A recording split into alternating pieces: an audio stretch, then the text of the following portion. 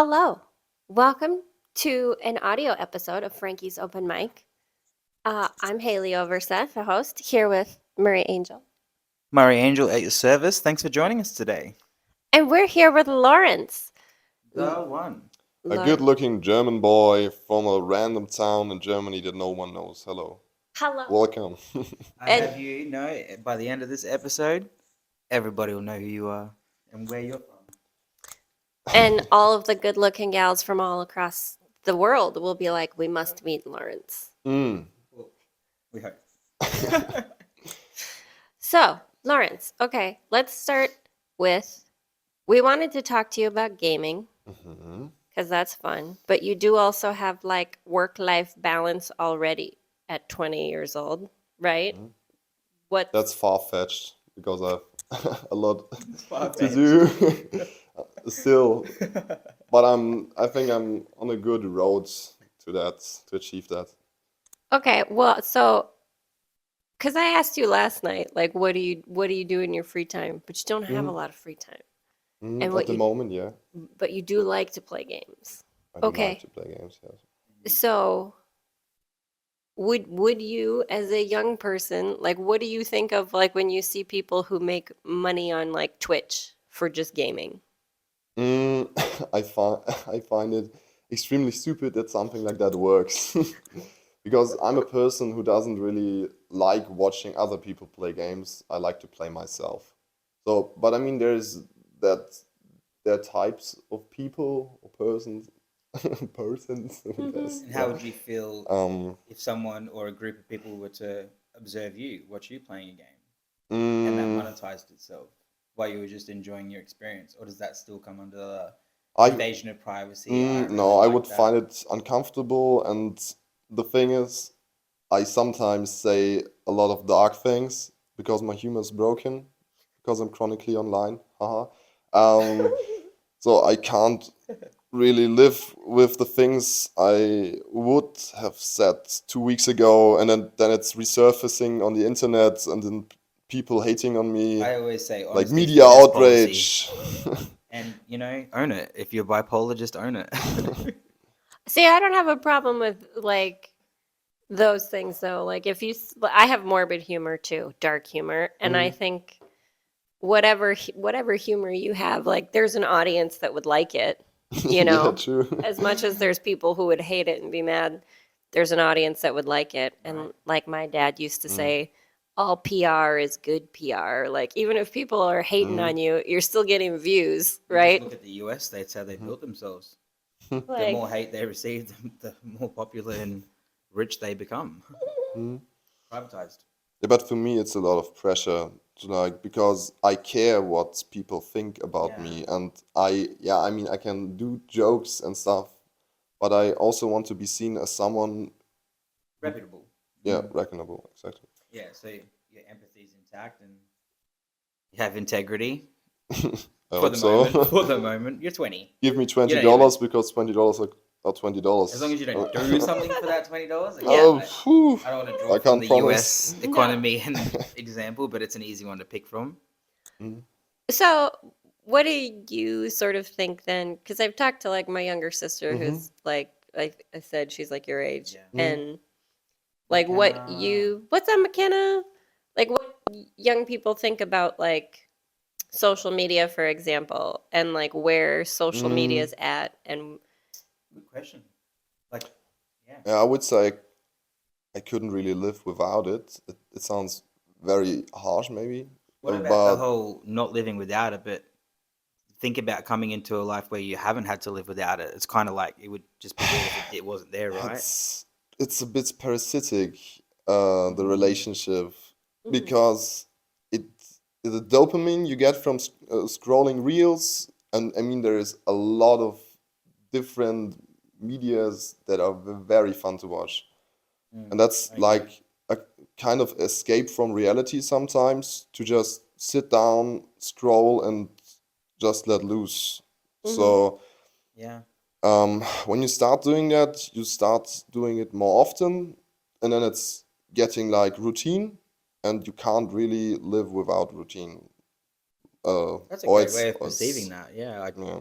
Actually draw a lot of resonance in what you just said, because we don't necessarily go out of our way to attach ourselves to things as a species, as humans, but once we find familiarity in something, it becomes a comfort zone, and we call that routine. Yeah. So that's a really good way of putting that. Mm. Yeah. Do you like, it fascinates me though to think like, so, you know, for young people today, they kind of are, you come into the world and the internet is just a thing that you have, and social media is just a thing that you have. You get lost in it.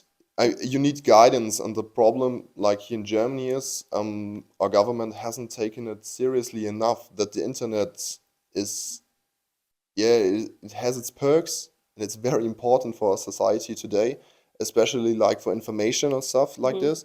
But it's also very not safe Yeah. for especially young people, young minds who can't comprehend the world and the dangers. So I personally got lost on the internet.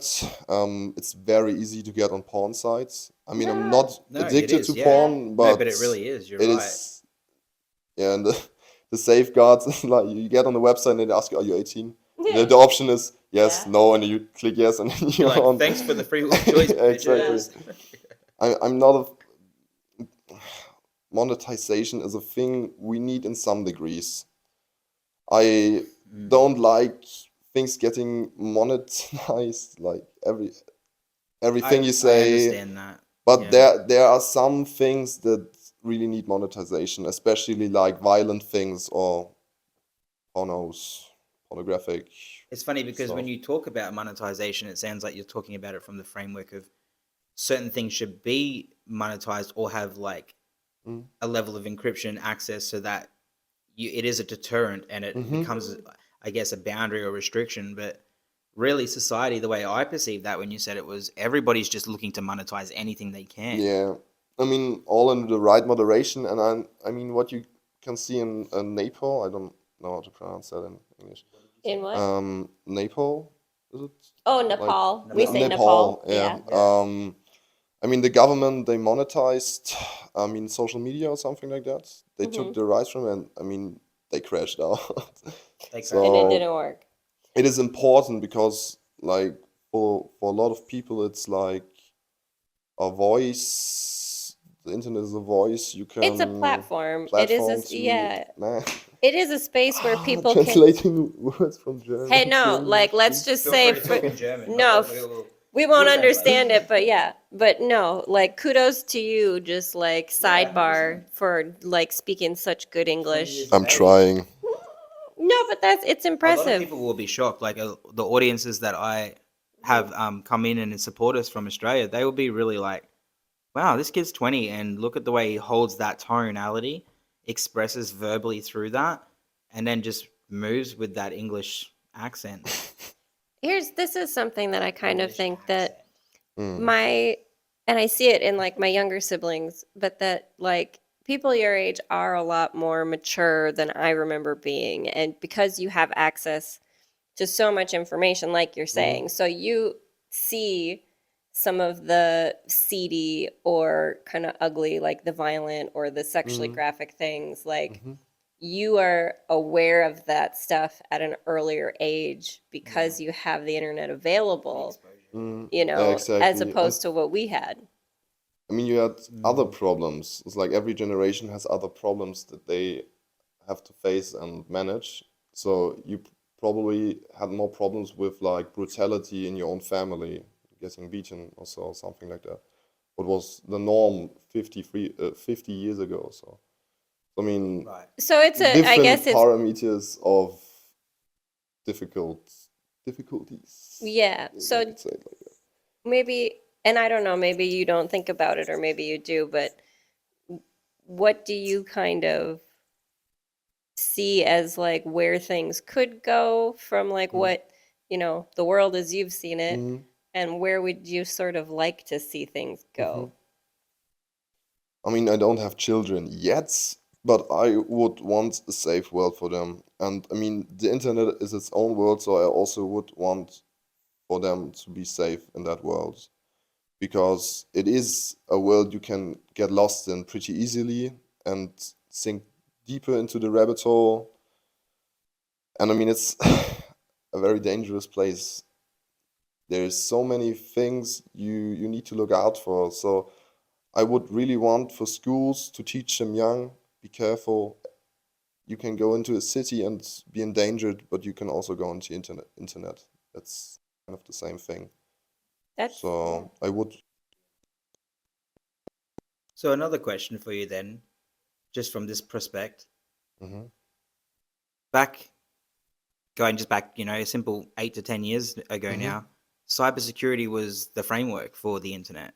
But as we evolve and we have this evolution of AI joining us in our human experience and being a side-by-side companion as such, you've got ChatGPT, you've got other versions and models, open AIs building new things and their image generators. Do you see the new framework of support and security becoming more apparent in the future generations, not even just for your kids, but in the next 10 years? Do you see there being a cyber security for AI, a framework? Do you think that we can create a place where everything can harmoniously balance in, or is it just going to run rampant and we're going to have to find our way around that with educating? I mean, it's a two-edged sword, if that's the right phrasing. yes. The thing is, we always need some kind of like wokeness about things we use, but it would be easier if we had like I don't know, cybersecurity like with AI or something like that that helps us protect ourselves. So yeah, the government should try to implement things like that, but we also as as people who have a brain, we also should always be on the lookout for dangerous things. A general conscious Yeah, awareness. general consciousness. Like, I mean, it's the same with perceiving media. You always need to rethink and look behind the scenes and not just blindly follow what is shown to you. Absolutely, So yeah. And that would be discernment the is same thing on the the word internet of discernment general. comes Yeah. to mind when you speak like that. So it's one of the things that I kind of think though is that, so for example, like you were saying, like 50 years ago there was a different sort of level of things that were just accepted as like that's just how it is. But the more we advance and the more quickly we all kind of expand and become more conscious, there's a lot less, I think, of that. So I guess I kind of wonder, and maybe you can kind of, obviously you can only speak for yourself, but maybe you can kind of speak to kind of young people in general. Like, do you think that there will continue to be as much of those Advancements. things created that you don't want to see? So like violence or, pornography on the internet and things like that, like are the younger generations really going to continue to create that and proliferate Perpetuate to into that. perpetuate those things, Or will or that dissolve naturally? yeah, because that's just not where you You know the find. old saying, Yeah. like where you place attention, where you focus attention, energy The goes. problem is that like the industry, I mean, they make so much money, so it has a value, and there are many people who wants money, who want to make money easy and fast. So as long as it's like, what is the word for it? I mean, as long as you make good money with stuff like that, it's going to exist. What So comes to mind is like what Haleigh was saying, though, is we just go back a short 20 years, and this is speaking on my generation now specifically. We were operating from an unconscious awareness. There was awareness, a general awareness, but it was mostly unconscious in our day-to-day activity, the way we behave, what we do, where we go, who we listen to, respectively. Like you said at the beginning, like you're a bit broken, you're 20, whatever. But majority of what I see these days, like I could be just my perception, is there's a level of conscious awareness. So we have had yeah. a shift because even this younger generation are operating consciously in their awareness, and their higher level of discernment, to the negating fact that the higher generation above them has said, do this, do that, this is the way it is. Yous are already discerning at such a large rate, and we've seen that globally. I mean, what I see with Generation Alpha is they get, like you would phrase it on the day, Generation Alpha. that they get lost in the sauce. Lost in the Get sauce. lost in the Um, sauce. because a lot of parents, Yes. it's like iPads, what is the word for it? Like they just kind of give their Yeah, kids they give the technology. iPads and just Mhm. go and iPad let me babysitter. do my iPad It babysitting. is. Thank you. At Yeah. babysitting, yeah. And that's the problem because most parents, they just give them the iPad and they don't think much about it. Mhm. And then See how they're operating the from that unconscious Mhm. awareness. I Yeah. mean, just how younger people talk. I mean, I have few cousins and other people I know that are 10, 12 years old, and the only thing out of their mouth is skibidi toilet or something like that. Because they What just is say the whatever are I mean, the. it's internet brain rot is a very big, how do you say it, like problem, Yeah, so like I like understand. unrestricted access to the Yeah. internet. So, but I would say people that are your age have, like maybe you had some of that when you were younger from technology, Yeah. but you came out of it very quickly naturally, right? Like you Mm, didn't have to be told, mm-hmm. oh, this is Yeah. not good I for mean, your mental it health. would be, I think it would kind of behave in the same way, like with Generation Alpha. When I was young, I also had things older generations considered brain rot, I would call Exactly it. right. Yeah. So So, there's always a perceived. the problem I see is they're a lot more on the screens than when I was young. Mhm. So maybe that the Jesus. Well, Well, here's yeah, go ahead. I another mean, the way more to. exposure, they have more exposure More to it. exposure. So Yeah. the problem I see is that maybe Yeah. that's this more exposition, I don't know, And when you say that makes word the damage exposure, I was worse. thinking too, like, you're from a country town, you know, we Mm-hmm. consider this a country town in Australia, a Mm-hmm. small country town. So the precept of you going through all these different places and getting attached to too much negative violence and that Mm-hmm. is kind of prohibited by the fact that you're in an environment where there is consciousness. You know, you have a smaller family, you're a bit more intact. How do you feel about that against going into, say, the city? Now that you're in the city, Mm-hmm. you're around people at this age, you're experiencing far more energy more frequently. I mean, It's I was less born quiet in a time. city and raised in a city, and I later took to the lands, Yeah. basically. Yeah. So, I mean, I can say a few things about that. Yeah, great. In the city, it's a bit more of a harsh environment because I mean, we in Germany we have Frankfurt, Mhm. Frankfurt, yeah. Frankfurt, and it's a very dangerous place. I've heard. Yeah, it is. No, it is like people dealing crack at the train station, and Stabbings. you see that every day. Yeah. It's the norm, or yeah, like stabbings or things like that. I mean, it's not just Frankfurt. There are other cities in Germany that are like that, and there, of course, are cities where it's not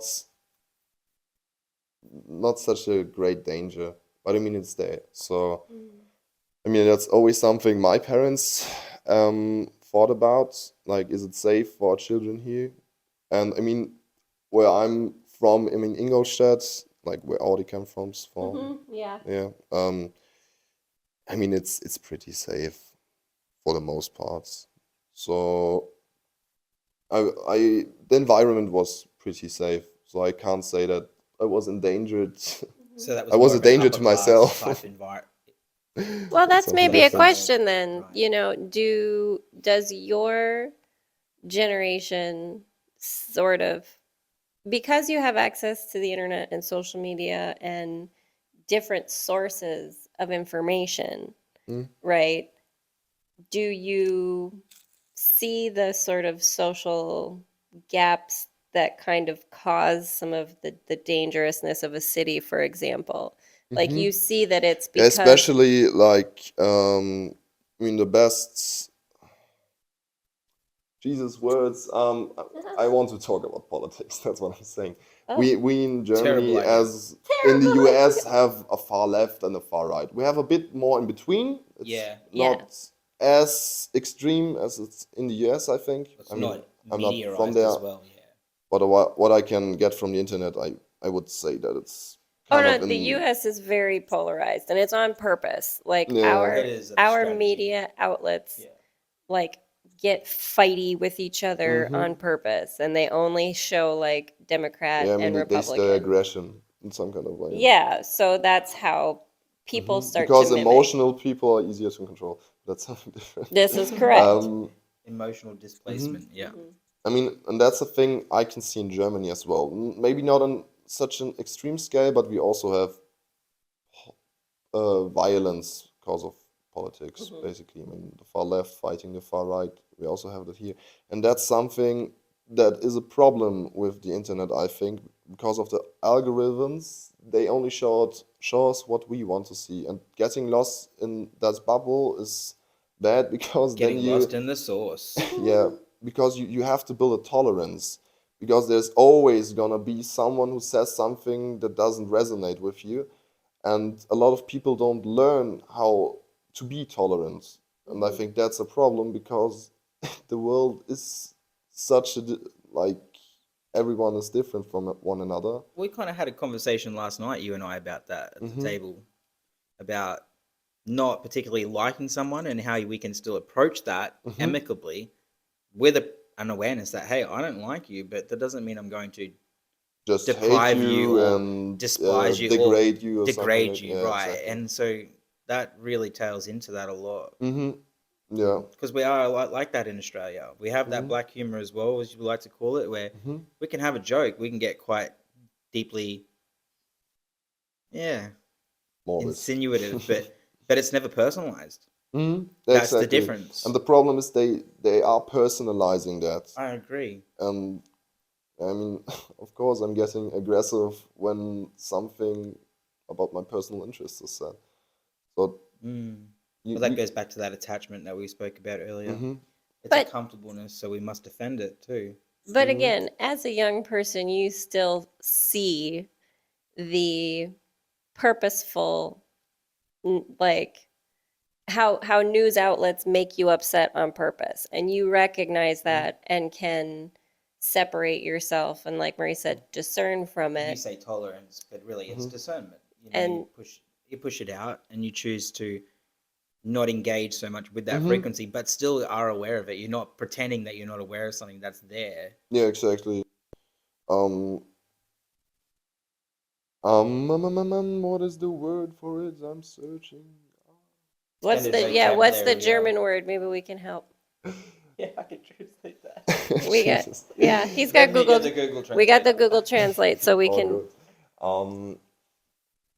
The other thing I wanted to say is, like, I'm pretty neutral. Like, I see things like for the usefulness, and the left has things that would be good for our country, and the right side has things that would be good for our country.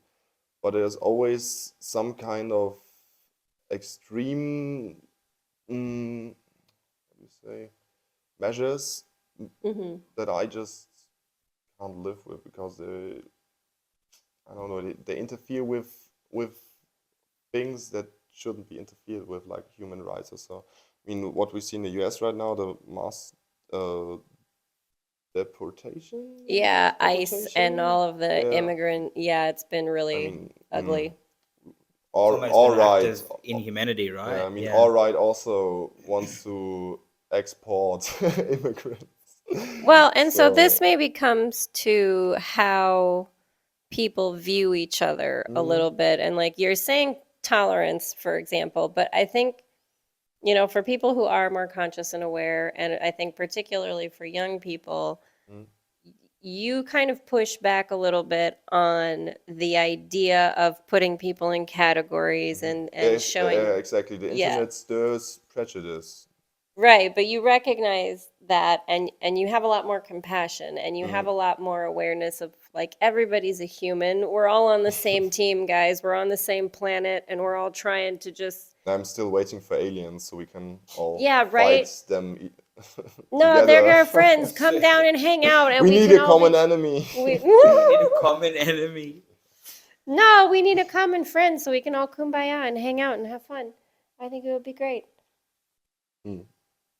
But Yeah, for younger people though, I do think that you have more kind of like we're all on the same team kind of energy, Yeah, you know, of not that course. you want to, because you I don't look at mean, the thing immigrants I'm as scared of is that from all the different things I need to do now, because I mean, I have a life, I have a work to do, I have a place I need to clean, things like that, that I'm scared that I will forget this like team player mindset, like getting too much of myself, or no, to be, mm, what is the thing with ego? Like being only caring for oneself, something like yeah, this. like because Egocentric. but that Eccentric, makes thank you. sense though, Yeah. like so, you know, society expects you to leave your family house, leave the family unit and go be your own person and do your own thing. Mm, And that so how do you feel then about things like a community living or co-living or that kind of space, not necessarily having to be in a university setting, but like mm, a community space where even young people could like share a house and share. mm.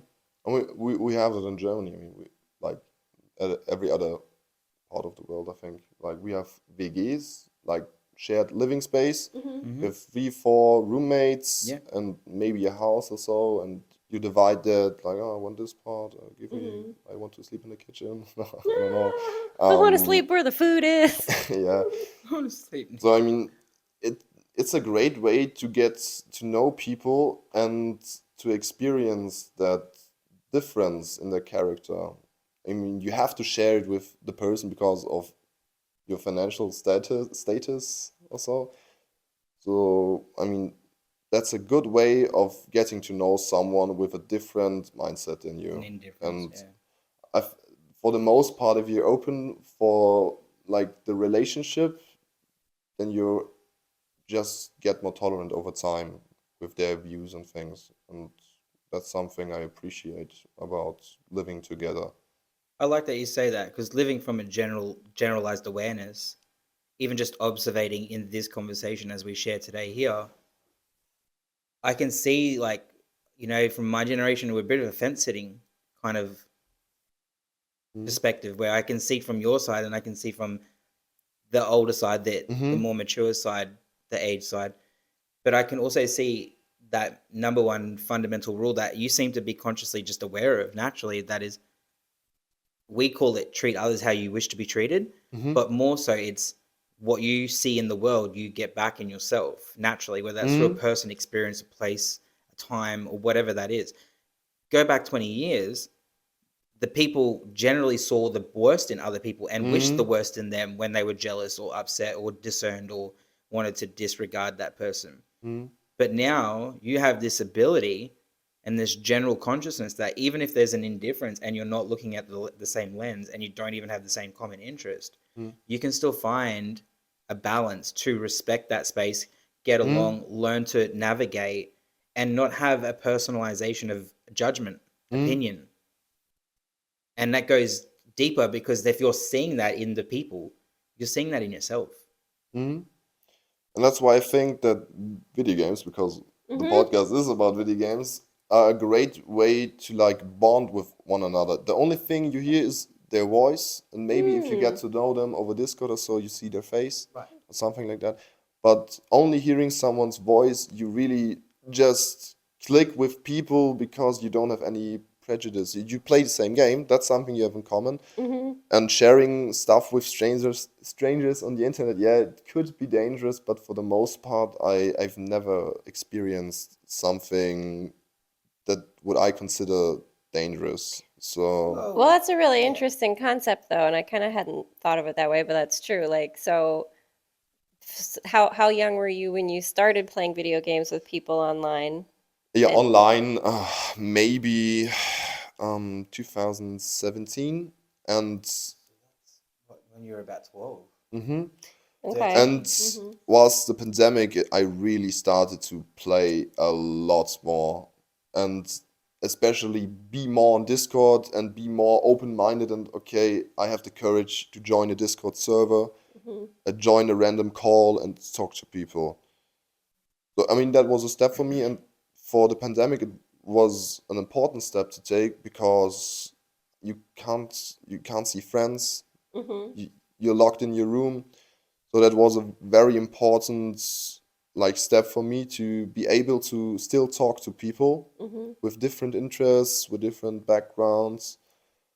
But still you share something in common. You play a video game and you're raging because you lost the fifth round in a row or so. Yeah. So is it So- neutral to say, like, even with a high emotional output from, you know, having the highs and lows that I've lost this round or had this many kills, or this celebration of I'm well ahead of everyone and I'm dominating today because I'm just in the zone. Is it neutral to say that even with that occurring, you can generally sense through your feelings whether you want to talk to someone or whether Yeah. there's a disinterest or No, it's yeah, not yeah. intuitively I've okay talked to to do so many people that are like completely in their own zone, like talking or raging on and on and on, saying the same stuff 50 times. Oh, I hate it. They need to nerf that weapon, and then it's Not approachable. it gets it Quick gets assessments. tiring because why are you talking about the same stuff for 50 minutes? Let's just talk. What did you cook today, man? Yeah. Come I- back to reality. I mean the positive vibes. You That's lost in surround the yourself. sauce. Yeah, you surround yourself in real life with people with positive vibes, and you try the same on the internet. I mean, for the most part, I love playing with different people. I always had like for 3-4 weeks, I had someone especially that I wanted to play with, and then was like, yeah, I'll see you again, and then we never spoke. But it was like we're partying. Just on such a neutral term. That's so, yeah. Yeah, partying was having fun, and What then kind of you games are you met. playing? What kind of games are you playing? I mean, I played a lot of Minecraft during So the these are very pandemic. community-driven type games. Yeah, exactly. I mean, there are also people there who don't have anything better to do than to grieve what you just built. So they're always bad people. Well, and Well, but it's a little bit more, and so, you know, it's a little safer to have an online interaction than if you were in person, where people could get upset and actually have some kind of I altercation. mean, there are Especially people if you're not who seeing can them. get your IP address easily over because they see your Minecraft account and they link that and link that, and then suddenly they write you over email, something like that. That stuff is So crazy. So it that's only true. happened once to me, and that's because I joined the server with, let's say, it's an anarchy server, basically, like with a lot Makes of hackers sense. and stuff. But Yeah. what it was a nice experience because it was like going onto an adventure. Yeah. Because Would you An experience. so, and this, maybe these things kind of exist out there a little bit, Mhm. probably on YouTube and stuff like that. But so, like in schools, even, or even just to have something informational out there for kids about here's the things to kind of watch out for online, or like be aware of the, because, like, for example, Yeah, exactly. when I would train in jobs, they would, And the thing is, I don't know, many grown-ups, they think we tell that to our kids 2 or 3 times and then it's done. And that's not it. It's like a muscle that needs to be trained to get bigger. And it needs to be a part of like the schedule or the yeah, the curriculum. curriculum, thank you. Like maybe 1 or 2 times per week, 1 hour or so, you need to you really need to teach the children how to navigate. It's like driving a car. It's practice. You have to It is practice practice because there are always new schemes that, let's say, bad people try to scam you out of your money or out of your whatever, or just scaring you because they can Yeah. and they find it funny. So So a really good question that just came up for me, I think it's a very intuitive question, is like, you are the next generation. You still are the next generation. If you could collectively perceive and manifest into this experience a shift in the educational system worldwide, let's go countries worldwide.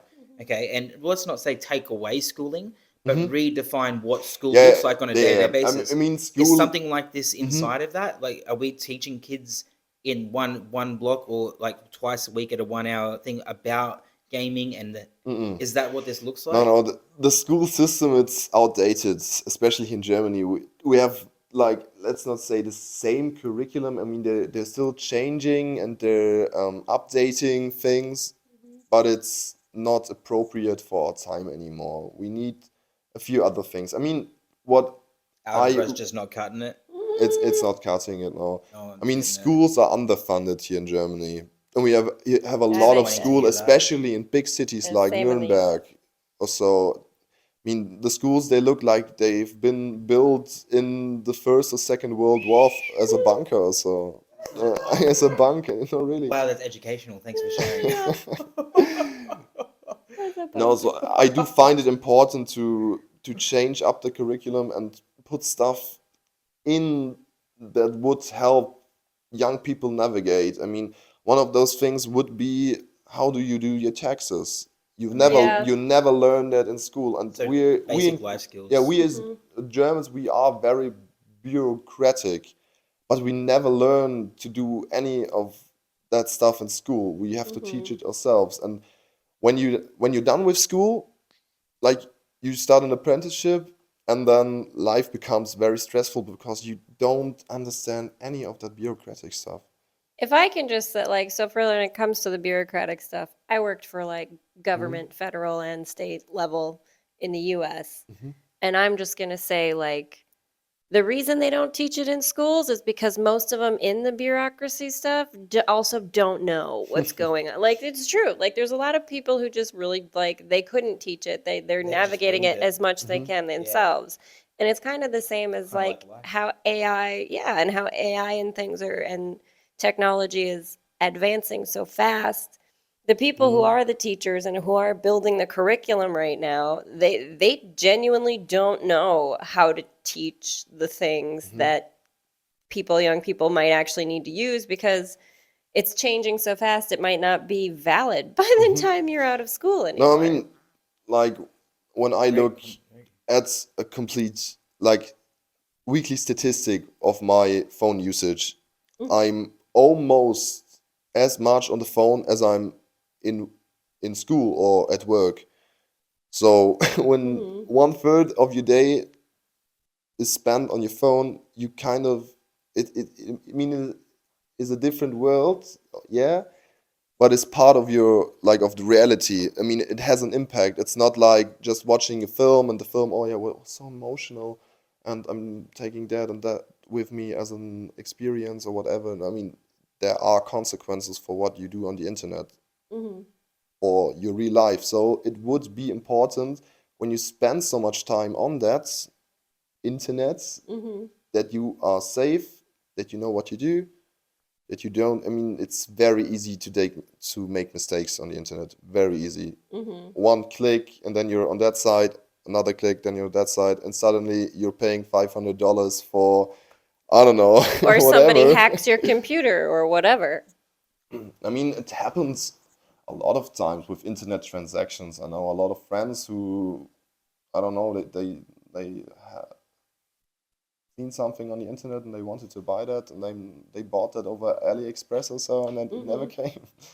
Stuff like that. I Mm. mean, after time, you get to know some of the dangers and things, but there's still so much that I myself don't understand or don't know how to deal with.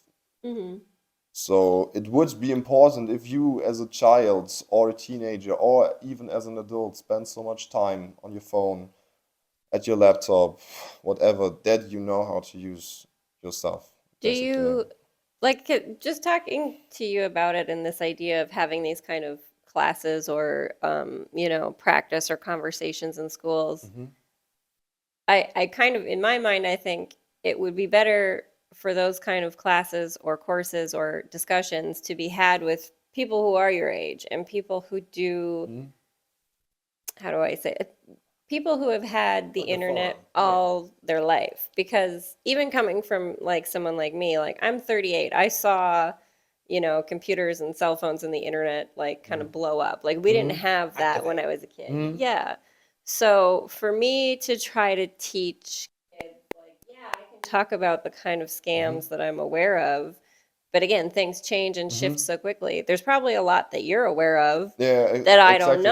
know. The thing is, I want for everyone on our planet is that not only are the, like, let's say the older generations like all knowingly, because younger people have other ideas and other view of the world, and in retrospect what you said, we need to communicate between those generations to get the palettes of things we need to consider, because there is a lot of things young people think about that when I ask someone who's 50, well, I've never heard of that. Yeah. I don't understand that. I see I that a will lot. never want to understand that. Yeah, and I think a They lot of don't people they don't resonate. even really want to understand how to use a phone. I asked my grandmama, it would be a lot easier if you did that and that. If you had a phone, you could like I guess that ties into natural evolution too. You've got a generation who have come so far, so the precept of change is always scary to them. So it's Yeah. fundamental for them to hold on to values or what they believe are viewpoints and safety nets. Whereas you aren't really tethered to anything, so everything is set to change, and Not you're yet, okay. but like we Not humans yet. like to tether ourselves to things because we need that routine to feel safe, to be in a Sure, comfort zone. any amount of So I imprints. know that that it will happen for me too in like 30, 40 years maybe. I always try, and I always want to try to be open to things, especially when my kids say, "Oh, have you considered that and that?" And then I say, "I didn't even hear about that." So, okay, tell me. Shutting it down Yeah. because there's a fear of a change that you weren't aware of. Exactly. I want to be opened, but I can't speak for myself in 20, 30 years. How would you then perceive? So, how about the idea of, because this is something that I've said before too, and we've talked about on other podcasts, the idea that like adults don't take into account enough how much we have to learn from younger people and how much young people and kids have to offer in ideas or in, you know, being able to expand awareness or I thought. mean, most of the time in conversations with older people, it is like I say something and they just don't, they disregard it You can feel as it before you something see that it. is not of value, or I don't know if they don't even like, he said something about doing this and that. Let me think about it. They just dismiss it Because you're and young. go on. Dismissiveness, yeah. Because I mean, I don't know what the problem is with that. If they just think, yeah, young people don't know what they're talking about. Well, but so what about like a So- school where young people and older, like multiple generations would be teaching in all directions? Not that it's always the adults teaching the kids, but that you would have a back and forth. So like maybe like, okay, we'll do some classes where we teach you algebra and how to read and this and that. And then you go the other way and like, okay, let I mean, kids teach you about technology adults or to look for adults Great to look point. at the children. Children are very, let's say, positive minded. They don't yet understand that there are many things who are very harsh, and they have a how you call it, a very fair mindset. Like sharing is caring. Well, of course, I like it when someone gives me chocolate, so I also want to give you some chocolate and something like that. And something like those basics of human warmth, I think, gets lost in at the workplace or later in school or so. It's only what you bring to the table financially, like with your status or something. So the this reputation. human warmth gets, I think it gets lost. I know It gets so watered many. down, Yeah, yeah. it gets so. I know so many adults here in Germany who feel cold. Fear cold. Feel cold. Feel cold. Who don't really have any empathy left or never learned it. And I mean, empathy is so now the word comes back. When I said that we can learn this ability from children. I meant empathy. So yay, I Well, remembered. but having that Circle kind of back and forth in in an educational setting where the mindset sort of shifts from, okay, the kids don't know anything, the adults know everything, and the adults need to teach the kids everything. But I don't think that's I mean, true. for the A most shared parts, it's convergence true. seems Well, like the most because of course, appropriate. when I was 7 years old, I didn't know how to like 3 + 5.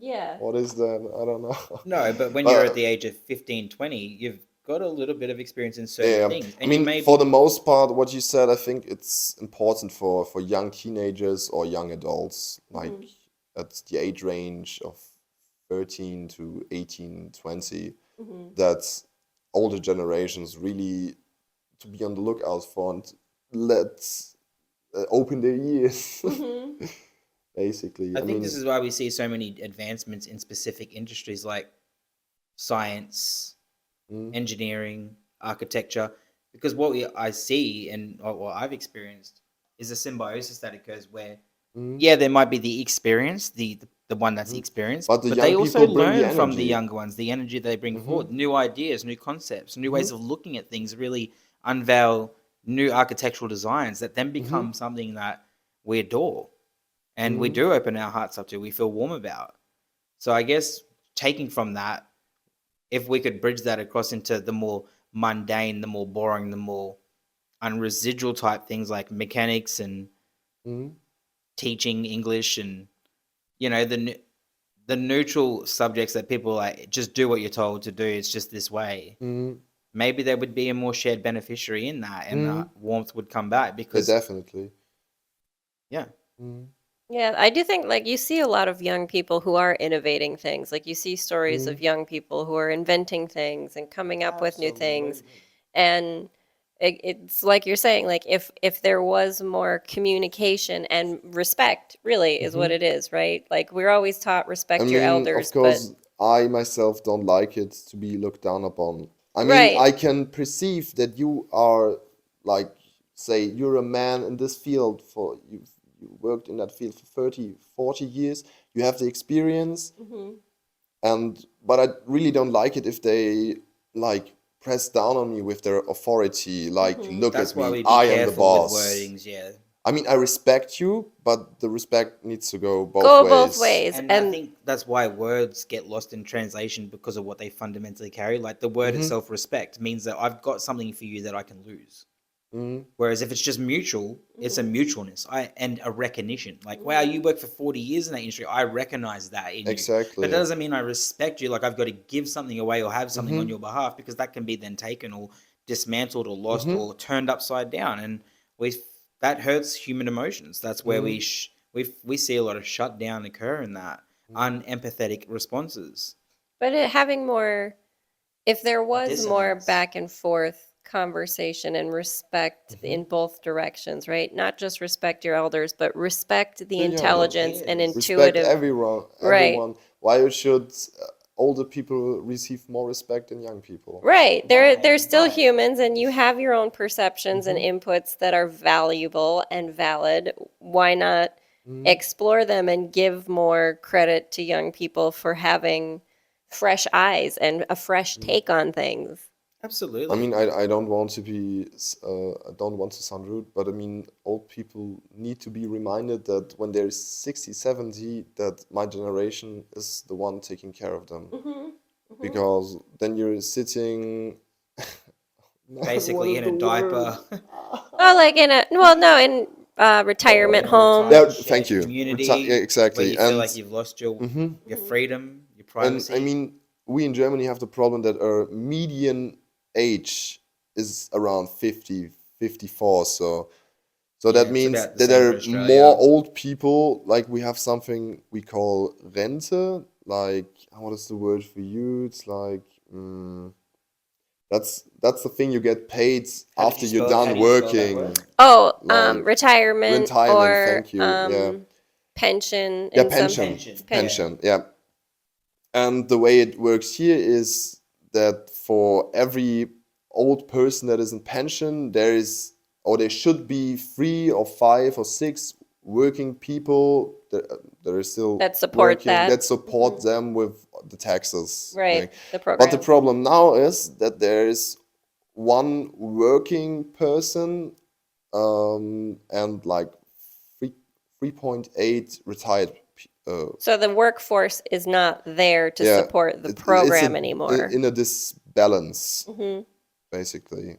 So, but that kind of goes back to the idea of kind of community living and how, like you said before, Mm, kids go off and you get your own place and you have to mhm, take care of yourself and cook for yourself and do your own laundry. There's not a sort of community concept in the sense of we all take care of each other, and we all share the load and the tasks and the things that need to get done on a daily basis. I mean, there are a lot of people who help us young people. Like they have a home that is paid off, hmm a large house, let's say, and Yeah. they say, I mean, I'm 60, I'm 65, I don't use all of the space I have available. So, yeah, young people, Come you live. can rent Mm-hmm. this room for cheap. Mm-hmm.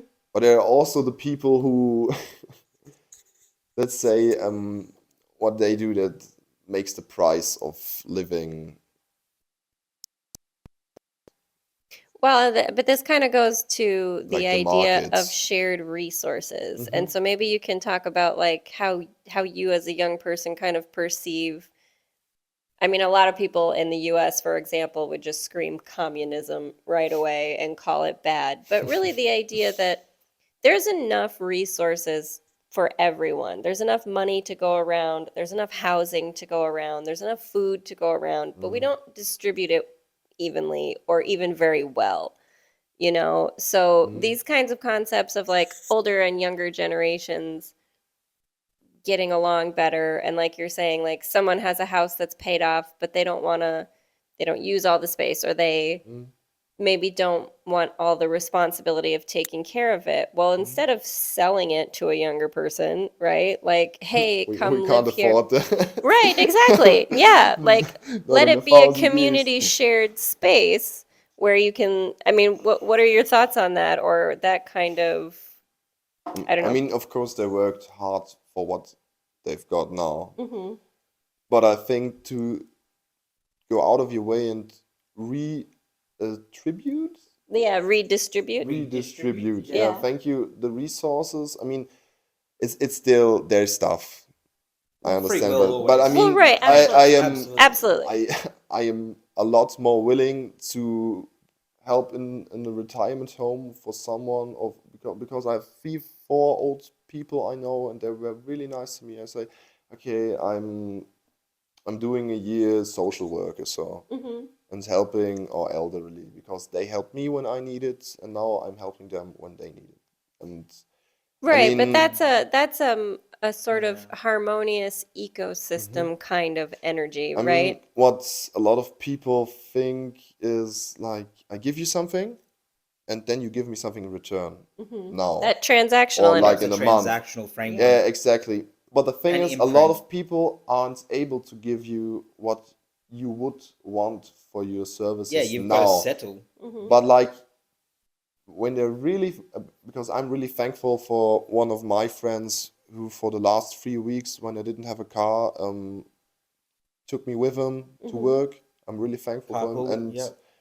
I'm like, when I have the money, I want to like, come on, let's go. You want to redistribute that Yeah, energy. exactly. I want to Pay it thank forward. him. Pay it I forward. can't thank you now the way I would want to. I mean, I always say thank you. Can I do anything for you? Do you want to stay and eat with me? hmm Or like emotional support or so. What Yeah. I can give, I want to give. In Australia, this is a massive. How do I want to say this? A massive collective agreement that we have. Mhm. And I grew up specifically in this, where like you want to give back to that person, so it's a give and take, transactional, and I But- wouldn't say like give back to that specific person, but to the next. to the next. Yeah. Yeah, That is that pay it is what my forward. friend Yeah. said. He said you don't have to give me anything, pay it forward. But look after the next Give, person. Yeah. look after the next person. And I really like that kind of mindset because it's when you only think, I owe that person that specific amount, Attachment. then it Yeah. becomes Yeah. attachments and stressful. Okay, because then you want to fulfill your duties, but when there's like Where does let's respect fit into that? Right. That's Right. where these yeah things can be compromised yeah very quickly. I yeah don't respect you anymore, but it's trade-off. It's yeah. I mean, transactional. let's say Jesus, I lost. What a conversation. I lost the thing I wanted to say. Jesus. Say Boomerang. boomerang. It comes back. Mm, damn. Oh, let's switch. Well, no, I was gonna Well, say it'll like come back as we what he continue. like what he was. Like the thing I wanted to Get say lost. was I mean I'm repeating now, but that giving back to that specific person, like I mean I want to give you things. I want to give you maybe love, a companionship, Mhm. even if it's a can you help me? I want to build something in my backyard. Do you mind digging? Let's not say the grave, but There's do, that dark But humor. you just said it. It's do here. you mind digging something so I can I forgot pour to ask you, how cement did you in go it? with that last grade? Yeah, how's the grave digging going? Is that shared experience that you're willing to go into? That's so funny. No, but I get what you're saying, You can and give there's back in different ways to that person. It doesn't have to be fundamentally the same. Yeah, I mean, I said it not to that person specific, but well, but I mean, still if paying if forward. he really says, "Oh, I would really, I would be thankful if that comes back sometimes," then of course I'm trying. When the right time is, I will some the kind of service, whatever you need. the thing is, if everyone did it right, like if Mhm. everyone just helped and said pay it forward, Mhm. and didn't have that you owe me this or I right that kind of Or I back gave and something and I forth, need to get something in then return. everybody would have, because somebody else, even if it's not you, for example, would come along and pay forward to that person who helped you some other way, right? Like That's karma. it can As we orchestrate Yeah, itself and that the way. problem with that is because there are people who just take. Let's Yeah. not just take and not even in a way that's thankful So mindset toward gets in the way yeah. of this. And so then there are people who are scared to give because they've been hurt. They Yeah. given all that they can and all they receive back is the backhand. No, Like- yeah, no good deed goes unpunished, right? Mhm. Like, but that it does. It goes to the again, I collective. mean, then That does. It they goes into conscious scared of awareness giving. again. I know What do so you many expect nice from the people, world? especially my parents, who for the most part of the life they really like. It's not okay. It is some kind of people pleasing, of course, yeah. But they've given, and in return they've been hurt real bad and a lot of times, very often. So here's And maybe a It question becomes a then. repeated pattern, doesn't it? Well, it does, but How do you here's expect here's a something question then. So, I mean, obviously you Mm-hmm. have sort of like pockets of consciousness in the world, let's say, that are just take for myself and not care if I help other people. But then there are people like your parents and people in this kind of space or community who want to share and take care of each other. I don't personally think those things have to not coexist necessarily. Like you can have both of those mindsets or sort of people and things happening in the world, but I do think it can shift into a space where the people who are like your parents or who are conscious beings and like yourself and who want to share, they can interact with each other and they can have their own communities and they can have their own space and pay it forward, give back, take care of each other. And the people who want to have the transactional energy and the like out for yourself, they can have that. We just don't interact with them. And I kind of see that Yeah, I that's a mean that little sounds bit fair. To Acknowledgements. like you can have that world and you can have that way of being. We just don't but engage give with us it. our way of being. But let maybe. us have our space too. Exactly. There's enough space for everyone to coexist. You said that at the beginning of this. We are one. We're all the same. I mean, I think we're all working for the greater good, or at least that should be like the task. Yeah, I having. definitely believe that. If you look at most of the advancements in the last 16 to 18 months online, going back to the online Mm-hmm. concept, whether it be AI advancement or practical solutions, so software, Mm-hmm. engineering upgrades, whatever, frameworks, it is the younger generation who are excelling. They are literally dominating the I landscape, mean, coding, things are signaling. changing really fast, but it sometimes gets lost in all the negativity that is on the internet or gets portrayed by the media. There's always So going to be good and yeah, bad. yeah, That is a that state that of is not what I'm perception. saying, but it is more like they only like want to show, let's say, the negative stuff, like what do you say? It's like a fire. Uh, Throwing in woods to stir up the Stir the flames, pot. and I mean, like in retrospect, like throwing negative pieces of media out there to like stir fear in people, fear, hate, So something this, like that. yeah, go ahead. I have a great question that just come up. So I'm nearly 35 this year. You're 20. There's a 15-year gap between us. That's generational in itself. I know my viewpoint on this and where my belief system sits, but I would like to ask you.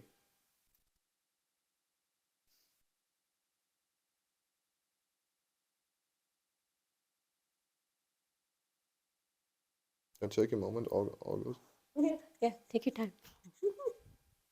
It's an audio podcast. There's about 3 different ways that it's coming to me, and I'm just trying And to say it 3 different times. There you go.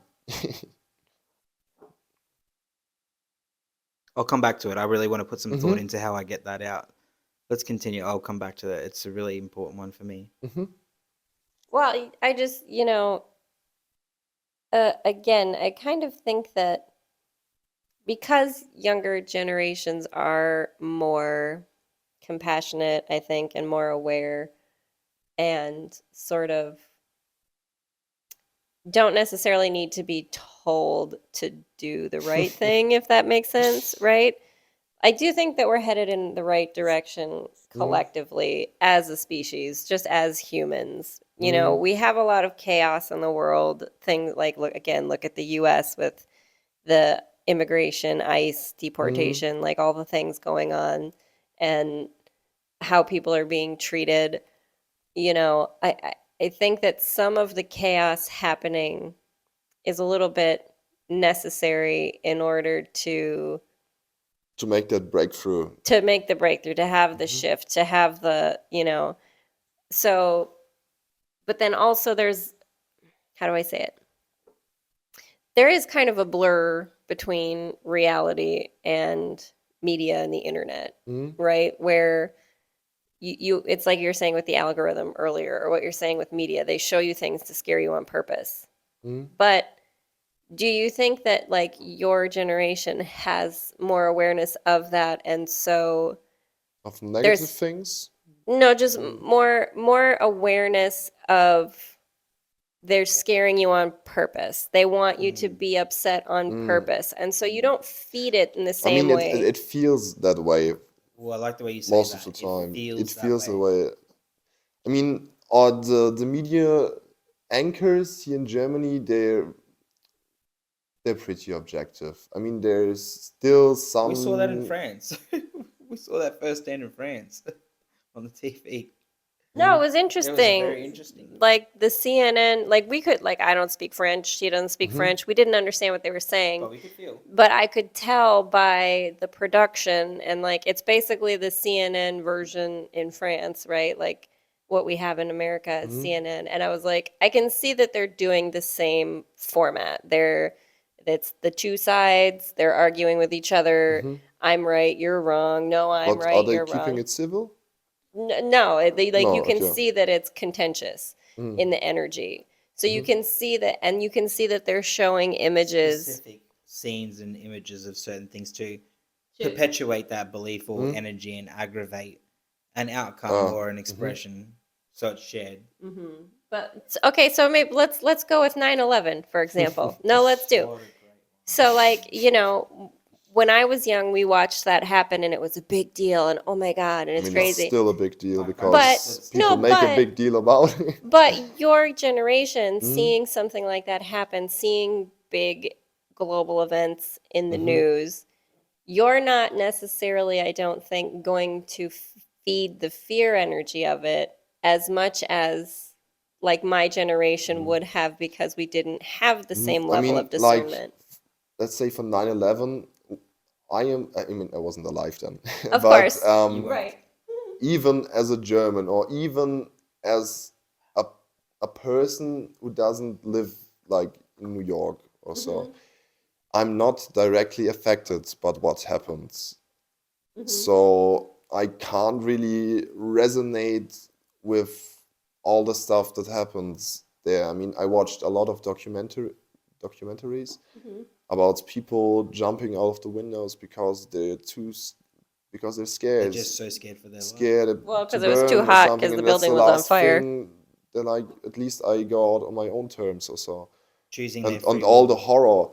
But the thing is, the media made. I mean, why don't we make such a big fuss about other problems that are occurring on the Not weather just now? an event, but like other Yeah. really awful I mean, things we that have a happen. lot. Yeah. I mean, there are some points in time where more people will die of climate change. I mean, there are already a lot of people die of climate change because there are flash floods who take Yeah, out absolutely. entire towns and stuff like that.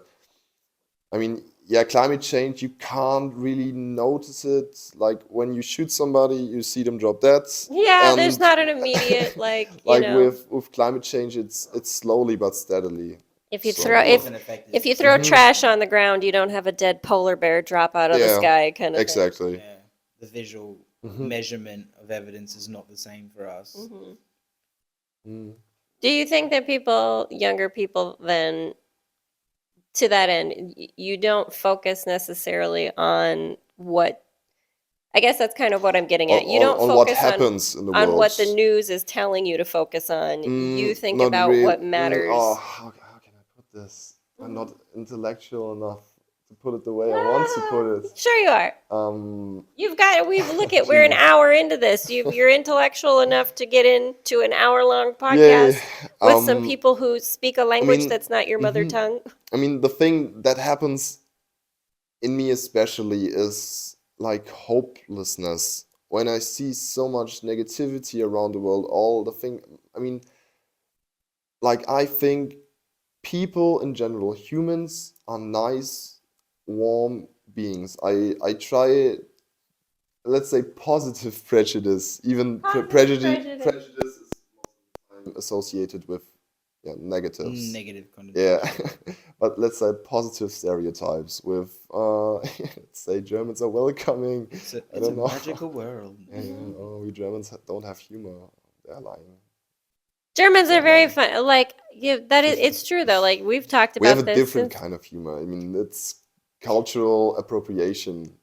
Well, but that it goes back to just understanding people are different, right? And not personalizing how someone behaves or talks or the things they find funny. Just understanding like, okay, they just have a different perception of things. It doesn't mean that they mean harm, and they're right. Like, I think that's because I mean, but even like we've had conversations since we've been here that like between being in like Italy and France and here, like and Germany. people are really like we have met really kind people, really awesome people. Like We're we've not people pleasers, so that this isn't just a blanket statement because we're in the other domain type thing hypothetically that we just use it as a safety measure. Like it truly is noticeable and measurable for us to just go, wow, this felt and this what we're receiving is so much more different to what we received here. Don't get me wrong, on face value, people were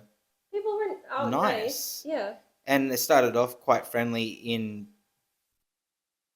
Italy, in Rome, like, but I also noticed a lot of standoffishness.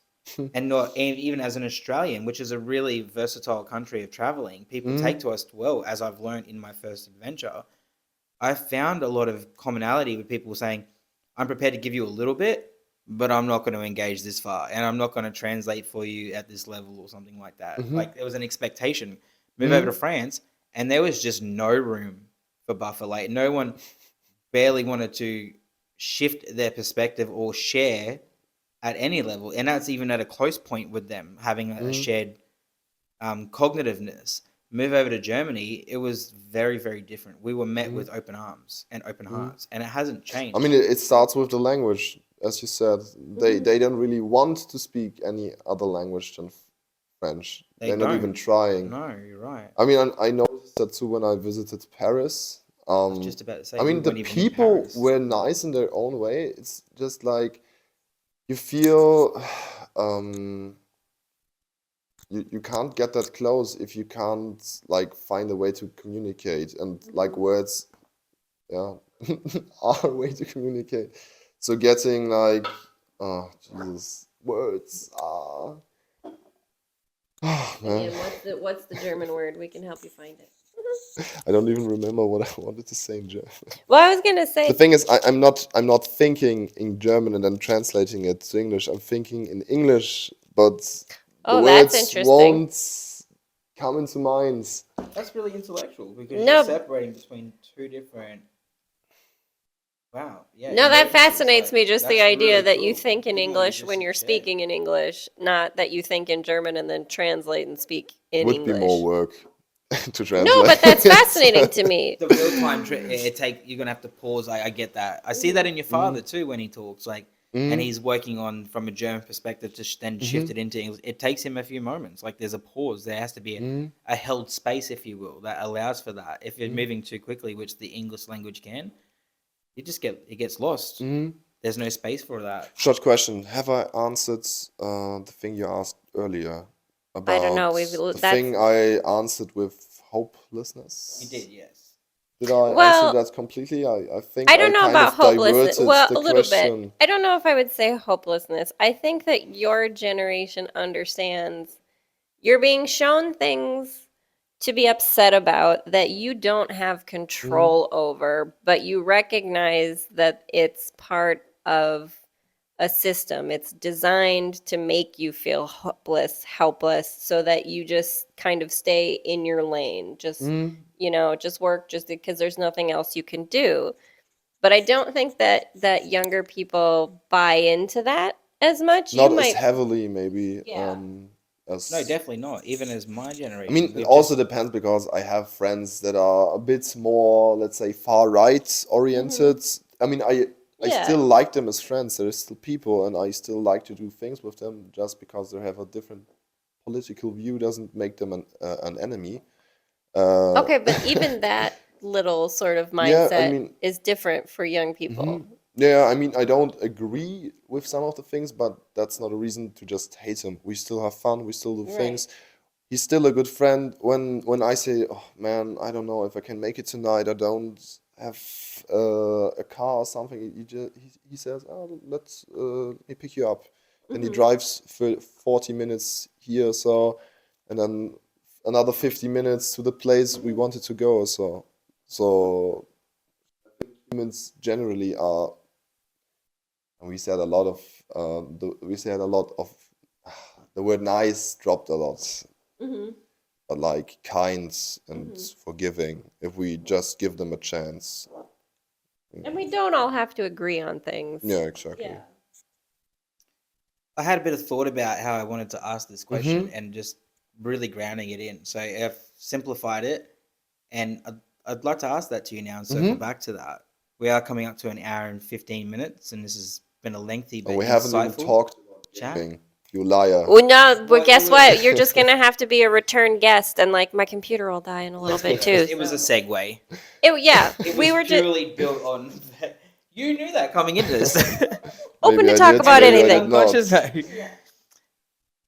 no. I want to go back to a valid part of this conversation that really probably will reach most of the listeners, I feel, when we put this out, and that is the intro perspective of where we are now, where we may be going, and who's going to help us get there.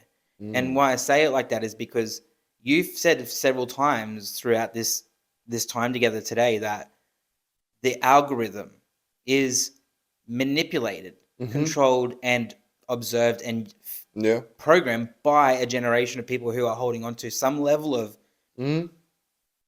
manipulation themselves, self-judgment, judgment of Authority. others. Yeah.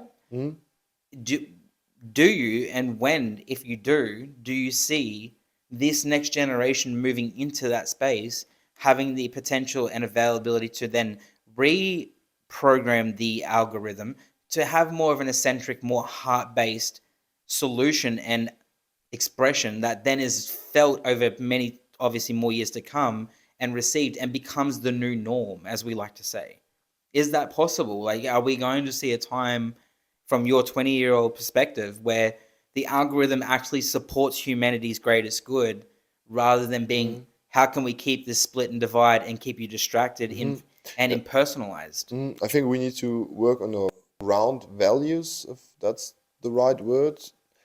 I mean, generally, I think a lot of young people, if they, let's say, overtake the position of, like, you can control what people see, like algorithm wise.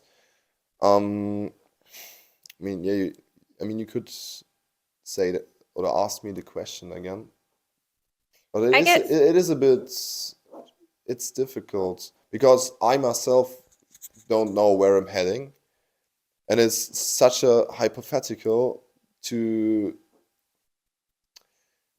It's very difficult to answer, actually.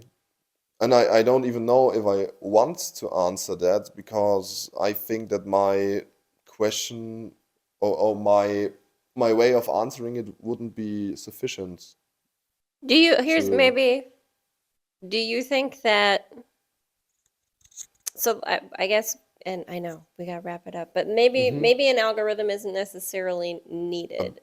Mhm.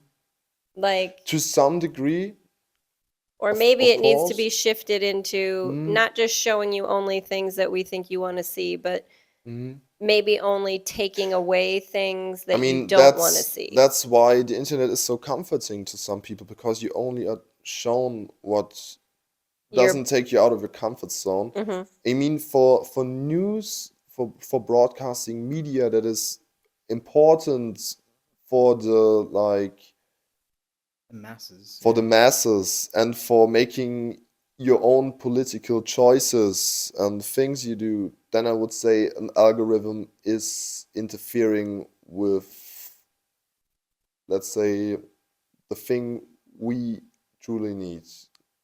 Like it is just to have more diversity in your life. segregating is a hard word.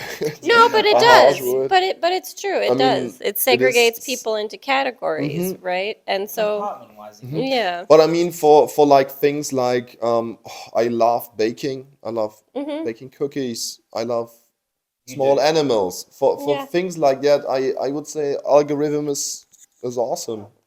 Yeah, bring me more fun. But still, I would say, yeah, I like watching videos of people baking stuff, but then also being shown something completely different for a new perspective is also very important. Because maybe there's something that you would like the same Mhm. amount, but That you I don't get know shown nothing and you about, don't know exactly. because it doesn't show you. Yeah. So let's just rephrase the question. This is still very intellectual, and this is probably the first way I was going to ask it. So you may answer this not so much from a practical standpoint, knowledge based, but more of an intuitive, felt base.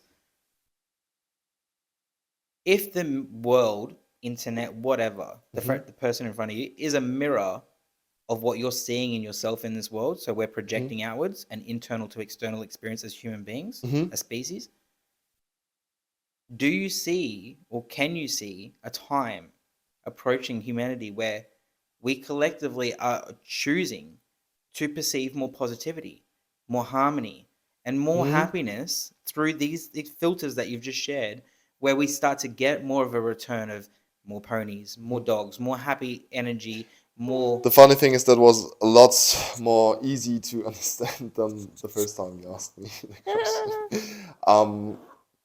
So I would say that is the thing we need to achieve as a species, to be more positive, because pessimism is a thing, sadly.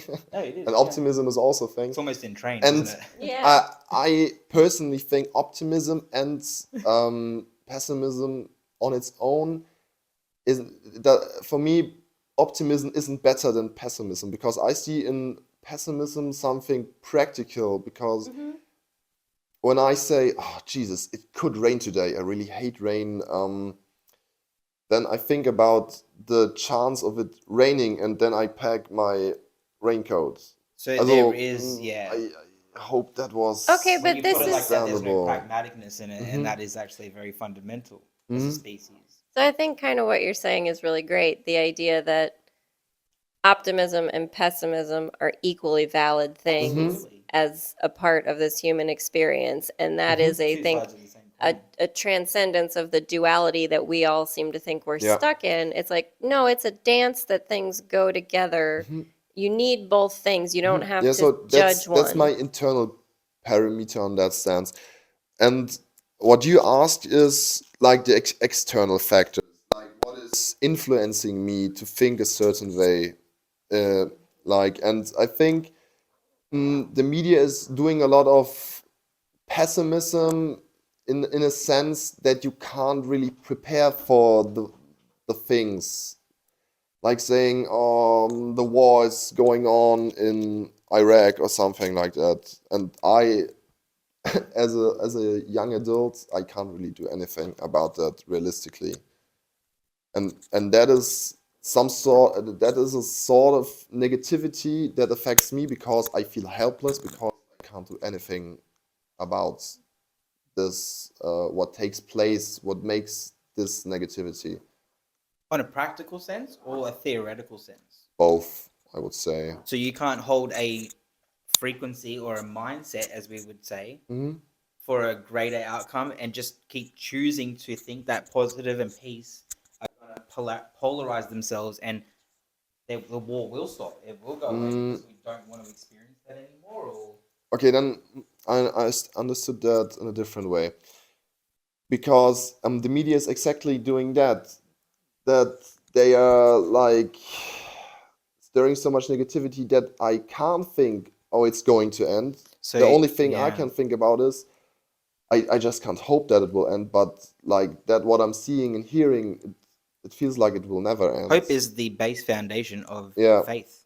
That is exactly what I meant earlier when I said that I feel hopeless about many things, because that is the thing I get from the media every day when I hear another bomb has been dropped off in some kind of war zone. I just feel like that humanity is slipping from us. I felt like you would say that, and I feel like a lot of listeners would just simply agree with that.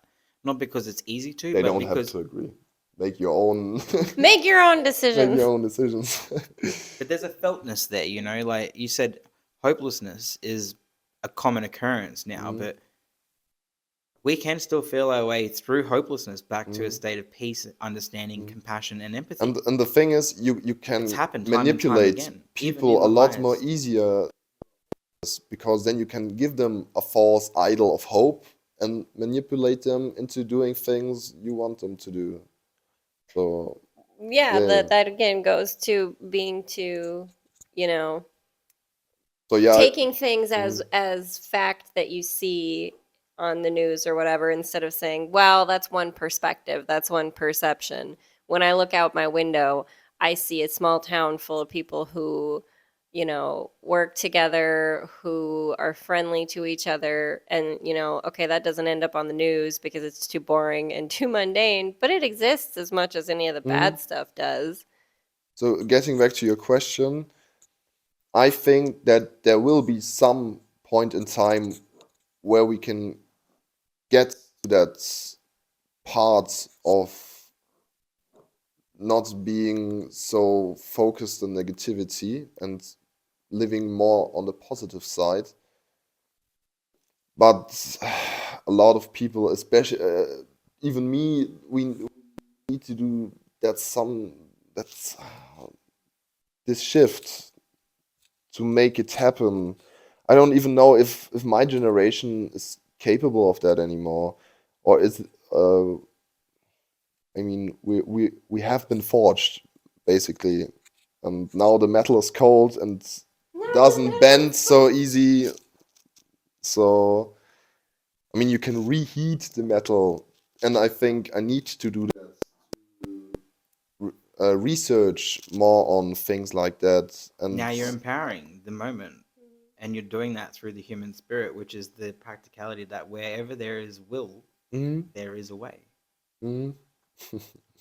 This is a fortitude that's Mm-hmm. coded into the very spirit and essence of being a human being. It's not something that's manipulated or thoughts are facts, so to speak, and we just agree upon it collectively. This is inherently part of the soul code. So when I hear you say, I think that we can, and I feel that this is what we need to do, there is cohesiveness in that. There's shared commonality in your dual response from where you feel and what you think. And if thoughts aren't facts, that at any given moment we can share from a felt perspective, something greater could come. We don't necessarily have to rely on the thought process that's still invalidating itself moment to moment.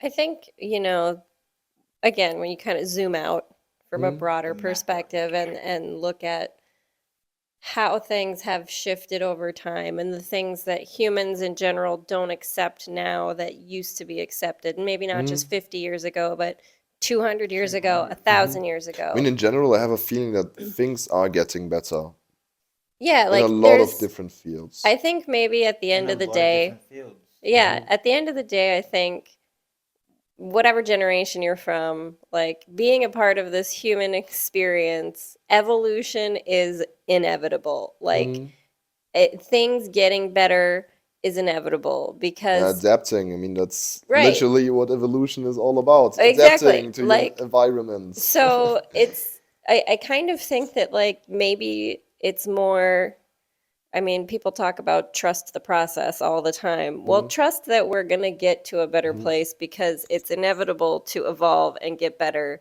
and improve.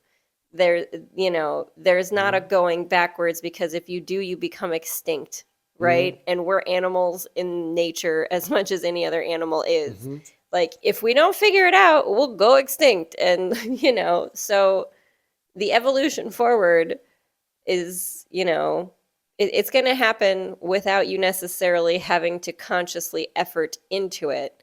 So if you can kind of flow with where things are going and be more open to things shifting. I mean, the phrase "trust the process," I can resonate with that, but I also kind of need to do something for that process to be trusted, if that makes sense. You need evidence. And yeah, evidence for that things are changing for the better.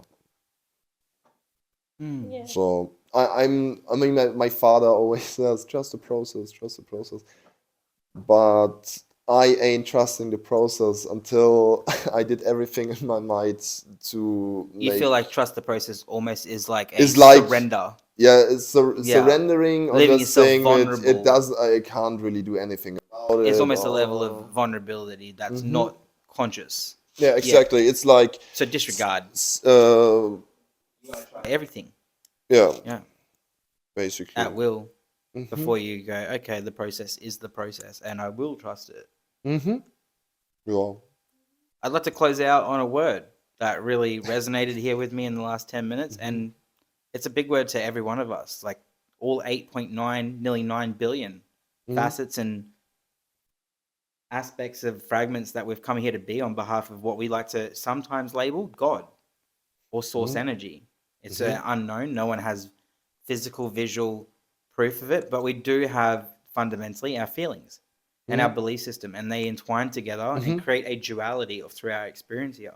So the word that comes to me is earth.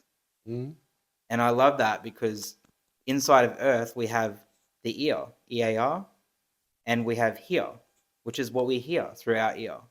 We also have eat, which is what we do with our mouth. So just like today, we've used our ears and our mouth to verbalize, to co-create, to express, to experience, and to have thought-provoking processes.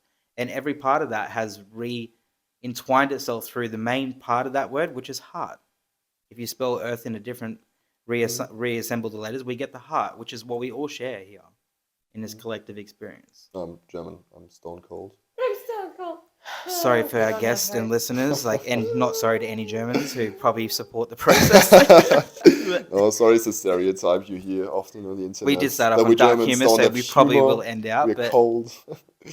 We have It's insightful. It is. Like, we're sat here for an hour and 30 minutes now, and we're quite intellectual. We're quite spiritually minded, is the word that people like to put it now in that phrase. It's a common agreement to go into that. But just listening to you, you're just a human being. You're 20. You're going through massive life changes. You're advancing. You're pushing yourself to new limits, finding new ways to be. You're committed to things that probably were outside of your comfort zone, but you're making them your comfort zone. So change is your foreseeable future. So to hear you speak so lightheartedly and so deeply at the same time on where we are, why we've gotten ourselves in the source, how we can come out of the source, and what the source might look like in the future, it's pretty insightful, man, and it's pretty positive, for the least. Thanks for sharing. It's been cool chatting with you. Lorenz from Germany. For the listeners, you don't see what they're doing with their hands. They're making gang signal. They're making gangs. Okay, it's a peace signal and a rock and roll signal. I was lying. I was lying, but it's Okay. fun to lie. On that note, we're closing out. Thank you for listening. Thank you for listening. I hope you have a great day. This is now my podcast, exactly. No, it did. Yeah, look at he's doing great. You're doing great already on your own. Yeah, absolutely. Take it away, Haleigh. No, thank you for joining Take me us away for to Franki's that open special mic. And place. yeah. Yeah, Guns And- N' Roses. Hey, we would love to have more young people tune in and chime in and give us their thoughts and share, because I do think there's a lot that we can learn by giving more airtime and more credence to what young people have to share with us. So if you're listening in today, tomorrow, in the ever-present now, that's your now moment, and you're intrigued and you want to share and you have a perspective, reach out, contact us, send us a message. Get in the comments, do all the things. You're smart enough to know what to do, go for Use it. that intellect, align with your intuition, and let's sit down. Let's share that extra perspective and continue this bandwidth. I love it. Thanks for being here, Lawrence. You've been awesome. Lawrence, Bye-bye. you're a legend. Good luck with your Thank you, Mike. You're also a legend. Yeah, just for the listeners, the entire time I could have spoken in 2 different accents, I was gonna but I say- chose not to, so you can know that I'm German. No. See, now we got now. I'm we proud gotta, of my heritage as a German. Now we got to have you back. Though. This time. We're gonna have you back for another one where you get to do all the accents and people get to figure out whether it's you talking or Murray Are you a talking. German sovereign or just sovereign? I just want to clarify.